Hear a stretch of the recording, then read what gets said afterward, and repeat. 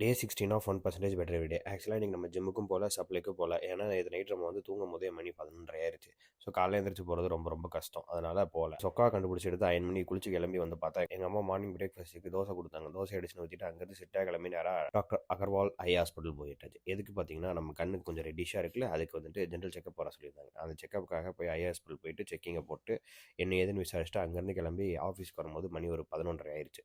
So office வந்ததுக்கப்புறம் கொஞ்ச நேரம் உட்காந்து வேலையை பார்த்துட்டு இருந்தோம். அதெல்லாம் வீடியோ எடுக்கல, ஏன்னா கொஞ்சம் நிறையா ஒர்க். அங்கேருந்து கிளம்பி லஞ்சுக்கு வந்தாச்சு. லஞ்ச் பார்த்தீங்கன்னா ஒரு 1:30 போல் லஞ்சுக்கு வந்தோம். லஞ்சுக்கு இன்றைக்கி என்னென்னு பார்த்தீங்கன்னா எங்கள் வீட்டில் சாம்பார் ரைஸ் கொடுத்துருந்தாங்க. பட் இருந்தாலும் சைடிஷ் எதுவும் இல்லாதனால ஒரு கிரில் சிக்கன் வாங்கி அமுக்கிட்டு அங்கேருந்து ஒரு வாக்கிங்கை போட்டு கொஞ்ச நேரம் சுற்றிட்டு இருந்தோம். அப்புறம் அன்றைக்கி ஒரு வெள்ளிக்கிழமை மங்களமுகம் நாள். அதனால் எல்லாருக்கும் வேலை பார்க்குறதுக்கு இன்ட்ரெஸ்ட் இல்லை. பட் இருந்தாலும் வேலை நிறையா இருந்தனால வேலை பார்த்துட்டு இருந்தோம். பட் இந்த நவீன் பையனுக்கு வேலை இல்லையே என்னமோ தெரில, நம்ம தலைவலியோட முடியை பிடிச்சி என்னென்னமோ பண்ணி சுற்றி விளாண்டுக்கிட்டு இருந்தான்.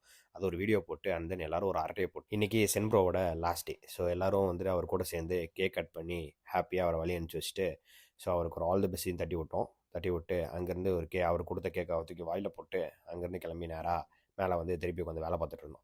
வேலை பார்த்துட்டு இருக்கும்போது ஹெச்ஆர் கால் பண்ணி மீட்டிங் இருக்குது, டைடியில் உள்ள கான்ஃபரன்ஸ் ரூம் வாங்கன்னு சொல்லி கூப்பிட்டாங்க. கான்ஃபரன்ஸ் ரூம் போய் உட்காந்து 1/2 மணி நேரம் ஆச்சு, வரவே இல்லைன்னு சொல்லி ஹெச்ஆர் கால் பண்ணி கேட்டால், தம்பி மீட்டிங்கை மாற்ற 1/2 மணி நேரம் ஆச்சு தம்பி, நீங்கள் எல்காட் கிளம்பி வாங்கன்னு சொல்லிட்டாங்க.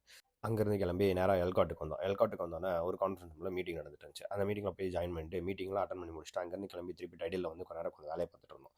வேலையை பார்த்ததுக்கப்புறம் ஃப்ரெண்ட்ஸ்லாம் பசிக்குன்னு சொன்னாங்கன்னு சொல்லிட்டு நேராக கிளம்பி சாட் சாப்பிட்லான்னு சொல்லிட்டு இந்த கடைக்கு போனோம். நான் சாட் சாப்பிடல, எல்லாரும் சாப்பிட்டாங்கன்னு நின்று வேடிக்கை மட்டும் பார்த்தேன். அண்ட் தென் பார்த்துட்டு இருக்கும்போது திடீர்னு ஞாபகம் வந்துச்சு, ஐயோ நம்ம மெயில்ஸ் எல்லாம் டிராஃப்ட் பண்ணி வச்சோம், எதையுமே சென்ட் பண்ணல, டீம்ஸ் மெசேஜ் டிராஃப்ட் பண்ணி வச்சோம், எதையுமே சென்ட் பண்ணலன்னு சொல்லிட்டு அதனால் ரோட்லேயே லேப்டாப் ஓப்பன் பண்ணி வச்சுட்டு அங்கேயே நின்று ஒர்க் ஃப்ரம் ரோட் அப்படிங்கிற பேரில் அதையும் பார்த்துட்டு அங்கேருந்து கிளம்பி நேராக வீட்டுக்கு வந்தோம்.